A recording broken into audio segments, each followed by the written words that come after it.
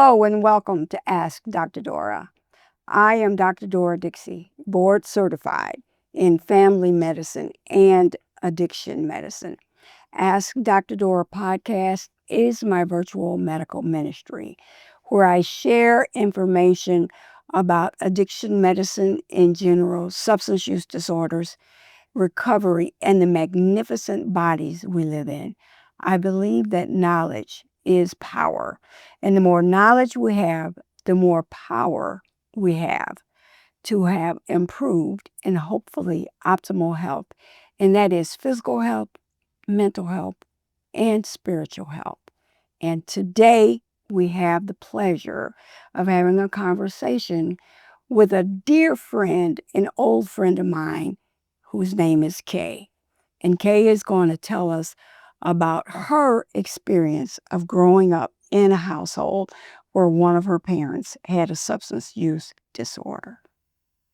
So Kay, tell us who you are. Who is Kay Williams? Dr. Dixie, thank you for having me. My pleasure. I am an adult child of an alcoholic parent. Okay. Grandparents, just a history of alcohol and drug use. That's the child that I am. Okay. That's who Kay started out to be. So that was your beginning? Yes, that was my beginning. Okay, well, we'll get into the middle and the end of who you are today. Okay. Okay.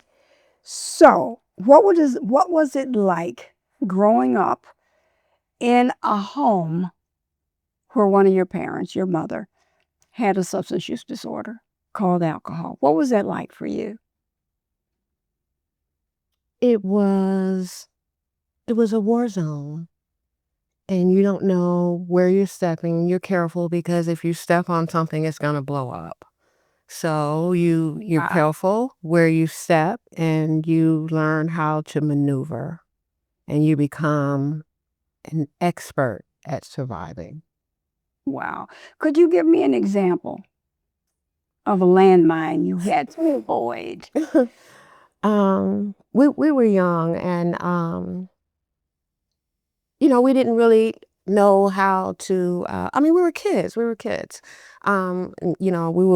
cleaning up, washing dishes. And my grandmother says, we were making noise, too much noise for her.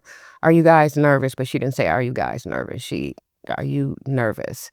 And hell, I didn't even know what nervous meant. So I looked at my sister like, are we nervous? Because I didn't know what it meant. And she looked at me and she shrugged her shoulders. And I'm like, we're so screwed. So I just took a chance and said, yes, we are. And she said, well, you better calm the fuck down. I got that one right. I got me a dictionary, so I was ready the next time. Okay. So that didn't happen again. So was your grandmother as well as your mother drinkers? Yes. And you lived in the household with both of them? Yes. Periodically with one or the other. When my mom got really sick, we lived with my grandmother. And then my mom got better, and then we went back home. Oh, okay. Okay. So when did you remember for the first time that mom was different from other kids' moms? Preschool. So you knew something was wrong right from the very beginning? Yes. Yes. We went to school. Preschool was half a day, and if you came in the morning, you sat on the red circle. If you came in the afternoon, you sat on the green circle. Well, I was never picked up because she was at home, doing what she was doing or unconscious or whatever. So I was always the last one on the circle, even when the other kids came. And then sometimes the crossing guard would take me home. At that time, you could take children home. She would take me home, and I knew things were different because this wasn't supposed to happen. Not all the time. Because other kids' parents picked them up. Right. And dropped and then went home. It was a half a day. Right. Okay. Right. Okay. Are you older or younger than your sister? I'm the youngest. You're my the mother's youngest. children. So did your sister try to protect you?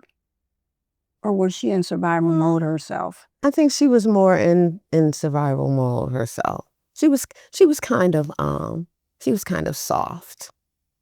Okay. So she needed protecting. So you were the warrior woman? Yeah, because she was soft. She was so soft. So did she cry a lot? Yeah, she was just, weak, you know. She'd get a cold and just take her out, so, she was just, she didn't have any, she just didn't have it. She didn't have any fight? No, no, no, No. no. Okay. What's the age difference? 2 years. Okay. Okay. So how did your parents, your mother and your grandmother, how did their alcohol use affect your day-to-day life? Say once you got into grade school. Say you're in kindergarten, first grade, third grade. What was that like? It was horrible. When we were hungry, afraid or just operating on trying to survive day to day to day. I remember even as an adult, when my daughter said, I need help with my homework. And I said, you need what? And I'm thinking to myself, we came home, you read the instructions, whatever you needed, you did it. You did your homework. You didn't need there was no help. There was no help to be had. Right. So when she asked me for help, I thought, well, why can't you just do what it says to just do? You need help with what? And I'm thinking, my kids are not survivors. Something's wrong. But it was something wrong with me. So you didn't know it was normal for parents to help their kids with their homework? Right. I mean, because this is not what you do. Your kids come home, they come in the house, they do their homework. You take it back the next day. And but I didn't realize at that time, you either go one or two ways growing up like this. You either become perfect or you just become a fuck up. There is no in between. You just don't give a I'm sorry. You just don't give a fuck or you become perfect and you try to be perfect at everything. Because then you become invisible almost. And it's easier if you're invisible. You can be perfect, stay out of the way, be quiet, do everything that you're supposed to do, or you could just not care and just let the chips fall where they may, because you don't have the energy anymore to do anything about it. Okay. So what did you try to do as a child? I was perfect. Okay. I was perfect. Okay. And how did that perfection look for someone looking at you? How did your perfection manifest itself? Well, when she first got sick, I might have been 6 or 7.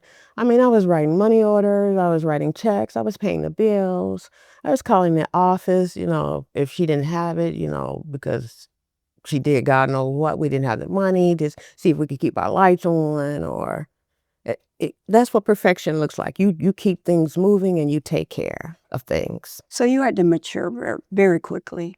Yes, yes, yes. Were you allowed to go outside to play? After I did finish taking care of the bills and the household things, things that needed to be taken care of, yes, yes. Then you could go out. Then I could go outside. Did you have friends? Not really. So you don't want to bring anybody, you can't bring anybody home. And I mean, pretty much where we grew up in Ida B. Wells, there was a lot of that going on. There was a lot of that going on in different households. Okay, so tell our audience what Ida B. Wells is. Oh, Ida B. Wells is a project. Okay, what's the project?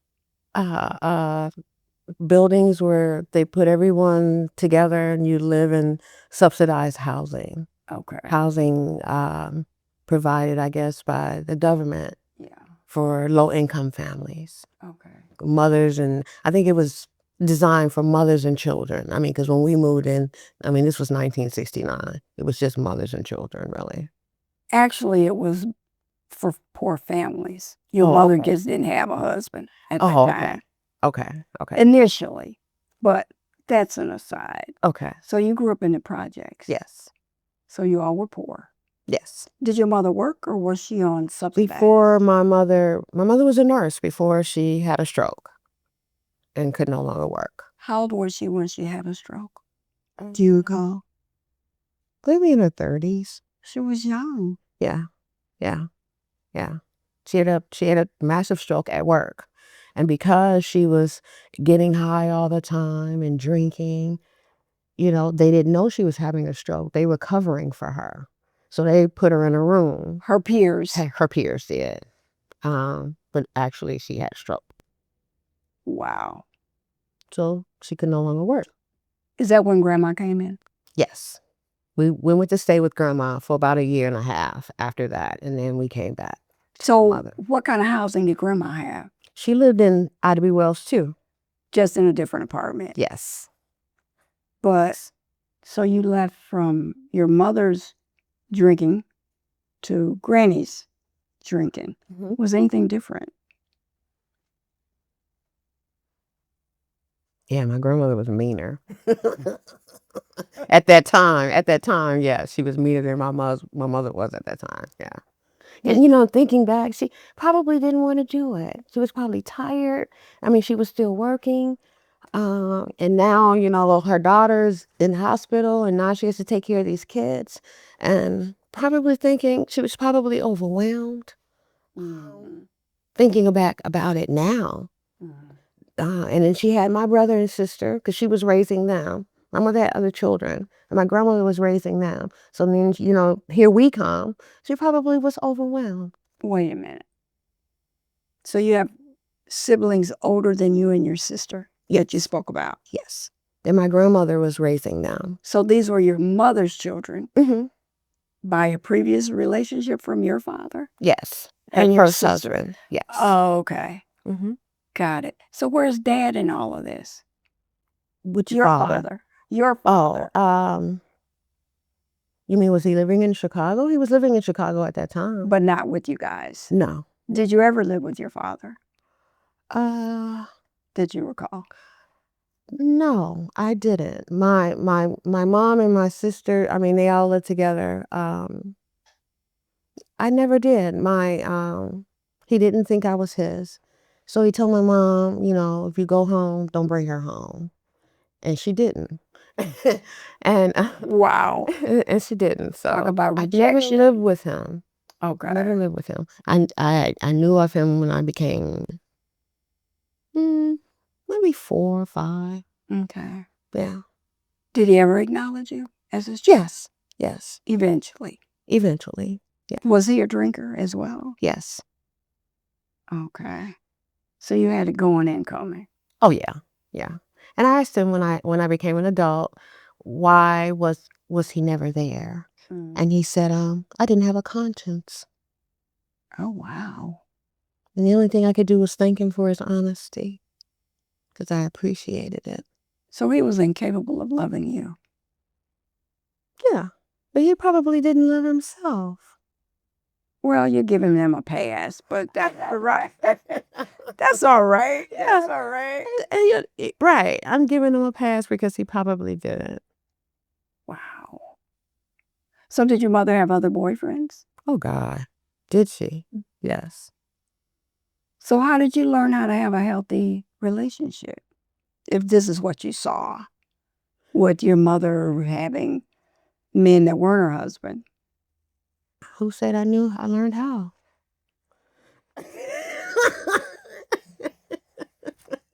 Did you ever? That's a good question. That is a good question. That's an assumption on my part. Yes. However, recovery helped me learn how to have a healthy relationship. Before recovery, when I was leaving them like carcasses in the street. Well, you're just taking men because you have children. It was about relation. No. I mean, because by the time my children came along, I was into recovery. So I was learning how to not only have healthy relationships with outside people, but with my children and with myself. Okay. So, okay. My kids know of the rooms, they know of recovery. Okay. But before the kids. Because you were married at some point. Yes. Okay. Yes. And you have a son. I have a son and a daughter. Right. Mm-hmm. So would you say those were healthy? That was a healthy relationship? The relationship with my son's father? Yeah. It was healthy to the point of me really not knowing who I was. But for the person that I was, for the person that I knew to be in that time, At that time. it was healthy as it could be Okay. at that time. Okay. So the relationship that you were in with your father's son, was he a drinker? No. No. No. Which is everything that really attracted me to him. He was different from everything that I had come from. He didn't curse, he didn't drink, he didn't smoke. My family was just the Hatfields and the McCoys. I mean, all the time, nonstop, 24/7, 7 days. There was always people there. He was quiet. He was totally different from that. Okay. And that's what I was attracted to, Okay. of what I thought was normal. I get it. Right. I get it. I get it. So you mentioned this recovery. Did you ever start drinking or drugging? I drink sociably. I don't, So you were never considered an alcoholic or someone in alcohol use disorder or any other drug? no. No. So you can have a drink and go on about your business. Yes. Still take care of your children Yes. and your grandchildren. Yes. Oh, Yes. okay. Yes. So how did you avoid that? Everybody around you is drinking, mama drinking, grandmama drinking. It's normal. But it's Or you're not. normal. It was the normal for at that time in my life, but intuitively you know that this is not the norm, and you know this is not Okay. what you want your life to be. You know that it's got to be something different because you feel differently. You know, Okay. you feel differently about who you are, and you know you don't want to do that. So how were you? Because you have the other stuff already. You got the there was a lot of abuse, physical, mental. You got to deal with that too. So you really don't want to add anything else on top of that because you're already dealing with this. So how were you when your mother stopped hitting you?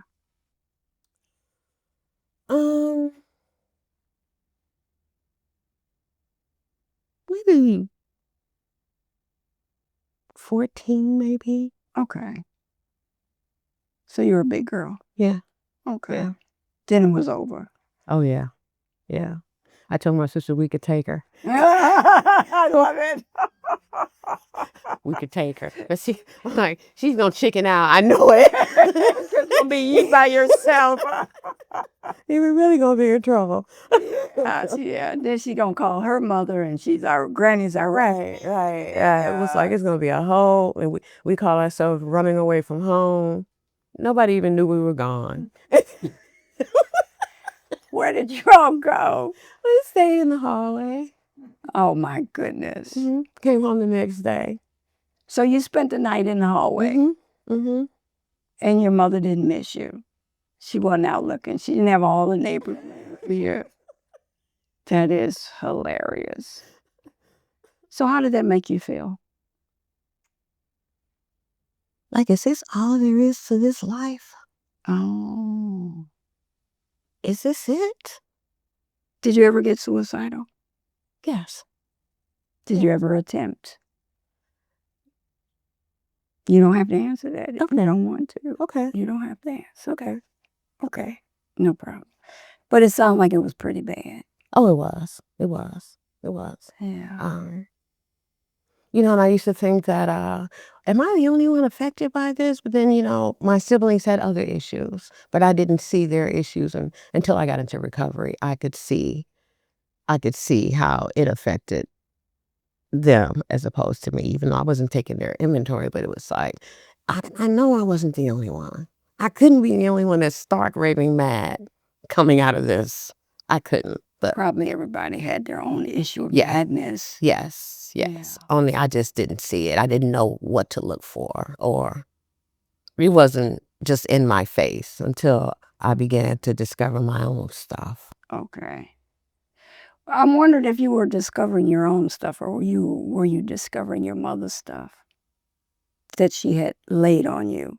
She had laid in your lap. Her lifestyle, her drinking, her inconsistency, her not caring for you. No, I was looking at more of my own stuff because I had to deal with it. And some of the stuff that was creating problems, I played a part in it. Okay. I played a part in it. So I had to figure out my own stuff, not her stuff, so that I could stop and get off the roller coaster. So what roller coaster? Were you on this relationship roller coaster since you weren't on an alcohol or drug roller coaster? Well, the roller coaster of life. My life was just unmanageable because of everything. I was just operating out of survival, just operating out of survival and not living. But I had to get to the point where I had to say, well, I've had enough. Okay. I've had enough. And then I was able to take care of my mom. I never, ever, ever, ever thought that would ever happen. Ever. So this woman that neglected you out of her own disease state, beat you, didn't support you, got to the point where she needed you to take care of her. Mm-hmm. So how did you reconcile that? What happened inside you? Like, okay, I got to take care of Mom. I went to recovery, throwing mama from the train. Was only God and recovery that allowed me to do that. Because I was angry. Mm-hmm. I was resentful. Mm-hmm. I was so angry. And angry at myself too. Angry at myself too that I allowed things to go on so long, but things that were in my control that I could have handled if I didn't. Right. But once we got past that, I was able to, and I prayed every day to God, let me love her as you do. I know you love her and I don't.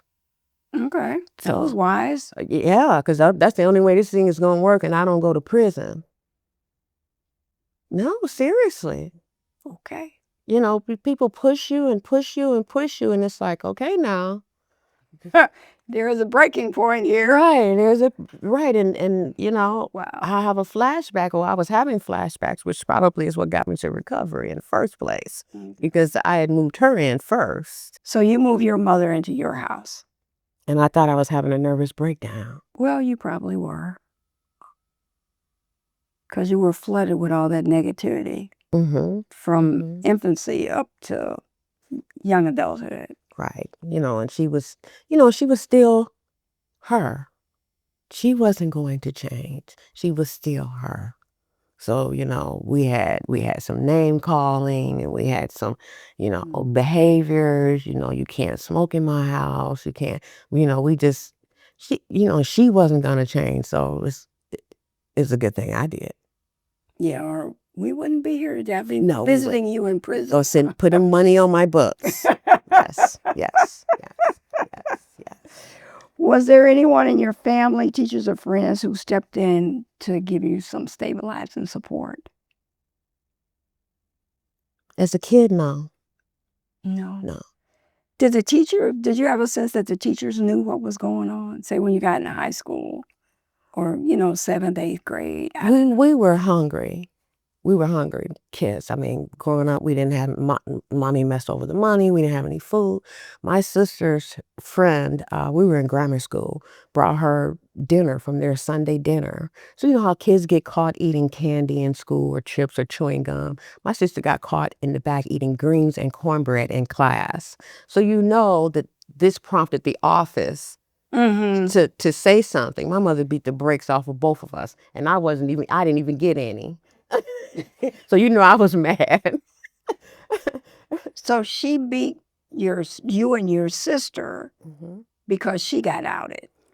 Right, because the school called and wanted to know, why was this baby in class in grammar school, a full dinner, and it's cold, but she's eating it because she's hungry, And her little friend, God bless her, packed it all up and brought it to school, and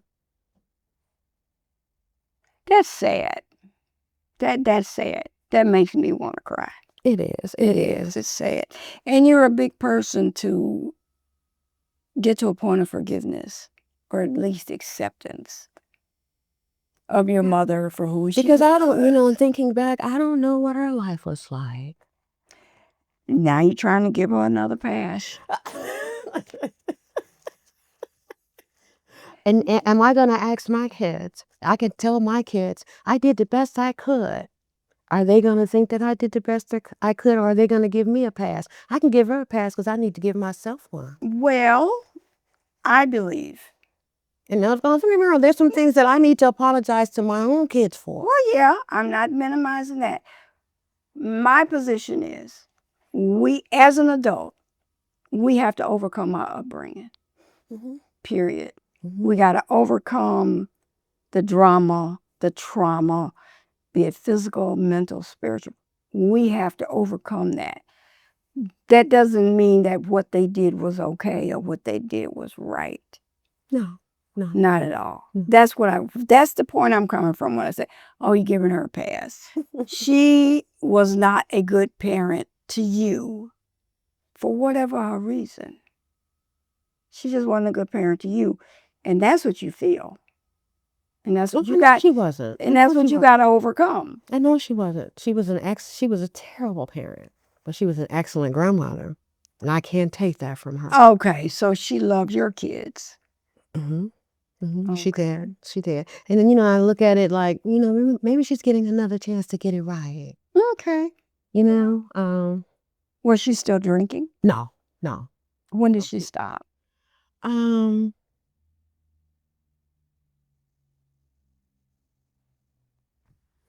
She stopped maybe 15 years before she moved in with me.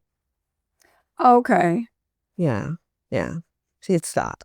Okay. For health reasons or? Yes. She got locked in her house. The kitchen was on fire, and they couldn't get in because she was intoxicated and she was passed out, and they couldn't get in. So the fire department was trying to break the door down, and it scared her. And it scares me just listening to it. And she didn't drink anymore after that. Okay. Was she ever able to make amends to you? She ever say, "Kay, I'm sorry"? No. Did she? Well, I was gonna say, do you think she felt any guilt? But we can't know what she felt. We can't know that if she felt any guilt or not. But I think she did say to one of her friends, Reese, I'm Reese, and my sister is Gaynell. She says, Reese has forgiven me. Why can't Gaynell? So I think she thought she knew in her way. Okay. Yeah. So you mentioned recovery. And most of us think of people in recovery as people are recovering from a substance use disorder. But you never had that. So what are you recovering from? I'm in Al-Anon. Well, I'm an adult child. I'm an alcoholic, but I'm also recovering in Al-Anon. So tell us what Al-Anon is. Al-Anon is for people whose lives have been affected by someone else's drinking or alcohol use. Okay. My disease is right here. Okay. Because I think, we're all recovering from something. Okay. So when did you get into recovery? 22 years ago. Okay. That's when I moved my mom in. I was having a nervous breakdown, and I was with a friend, and she was in recovery, but I didn't know anything about recovery or anything. I was just talking to her about how I was feeling and why I didn't know what was going on. And she said, I know where you need to go, and she took me to my first meeting. Okay, so this friend was also in Al-Anon? She was in AA. Okay, so you knew where I needed to go. Oh, okay. So your friend was in recovery from a substance use disorder. Yes. But she could see your need. Yes. And could take you to the right place. Yes. Okay, so what was that process like? I felt like I had finally come home. Oh, okay. You know how you well, I don't know how I had, when you're always operating out of survival mode, you don't have time to get included, to feel a part of, because you're always one step ahead, one step here. I felt included. And I needed that. I needed to belong to something or someone where I mattered. Okay. Where that would take the responsibility off of me, making me matter. I was responsible for everything else and everyone else. Right. And I needed to be somewhere where I could be taken care of, or where I could at least feel like somebody understood me. You're important. Right, because I mean, I was just cuckoo for Cocoa Puffs. So I mean, if they understand me, that's half the battle. Okay. I like that. I like that. How did your childhood shape your relationships, trust, and choices? What's that? What's trust? I didn't have any of that. Okay. You mean because of my upbringing? Yeah. Oh, you don't. I mean, I grew up trust. I didn't have time for that. I didn't have time to trust anybody. But as you got to be a young woman, young adult, now you're a parent, you want your kids to trust you. Did you ever? At the time, did you ever along this? I didn't think about if they trusted me or not. Initially, I was just operating out of taking care, being a mother.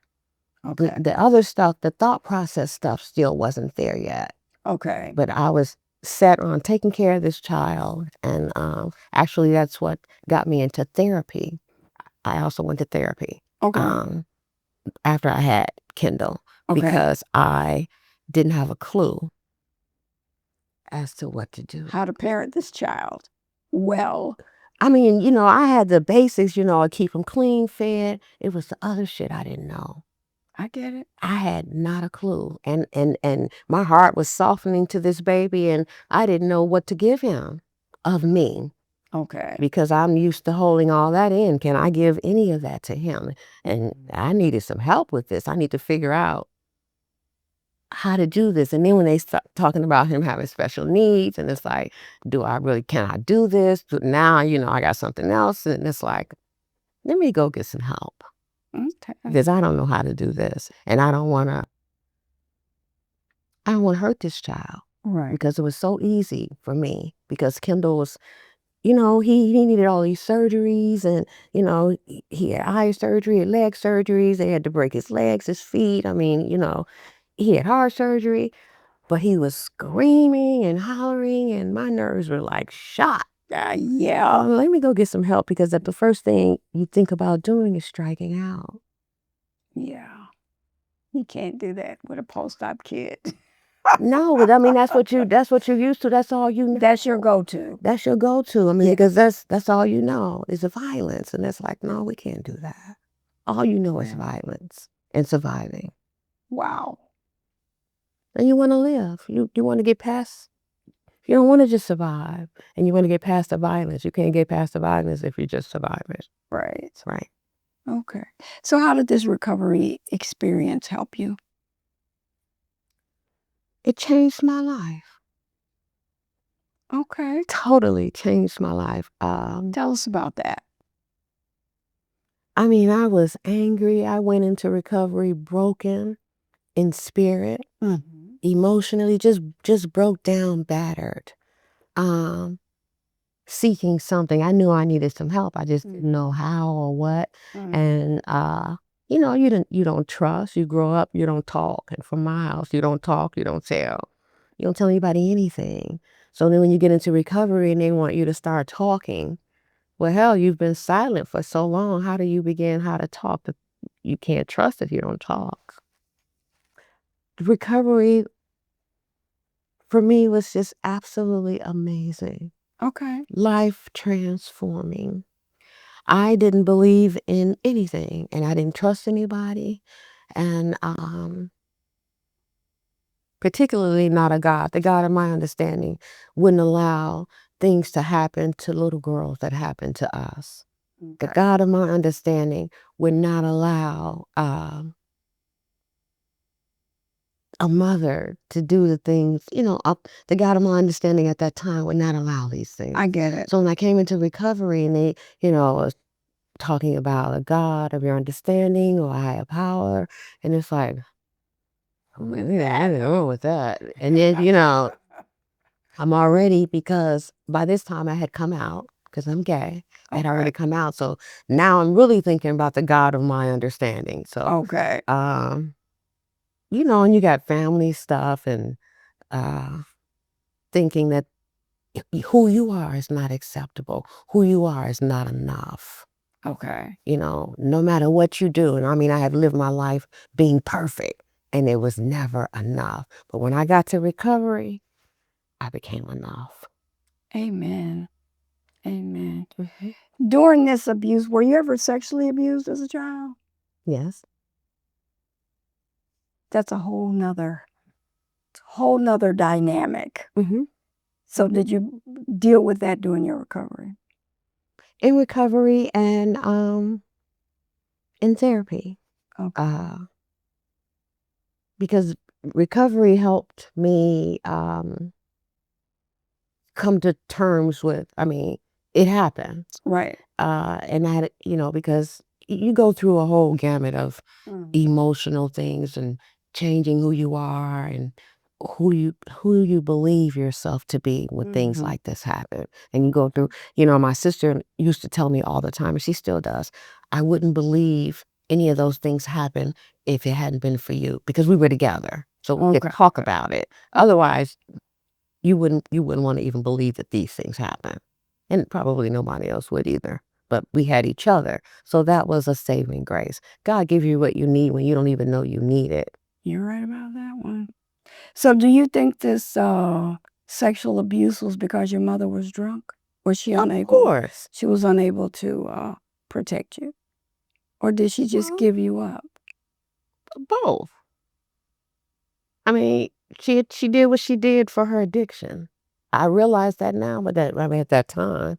And there really aren't any excuses for it. There aren't any excuses. No, there are no excuses not for that. No. But it changed. It changes you.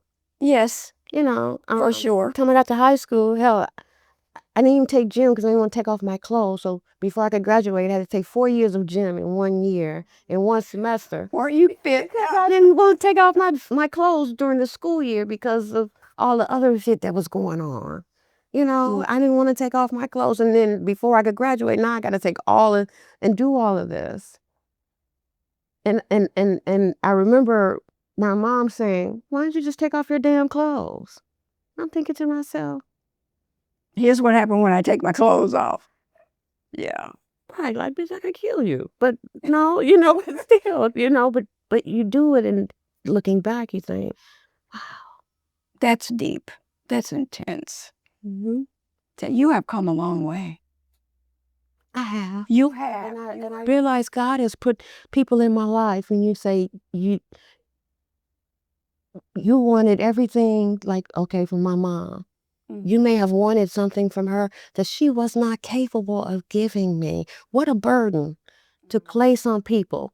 We demand something, and this person doesn't have the capabilities of giving it to you. But God put people in my life to give me what she couldn't, but I deemed it not enough. It didn't come from her.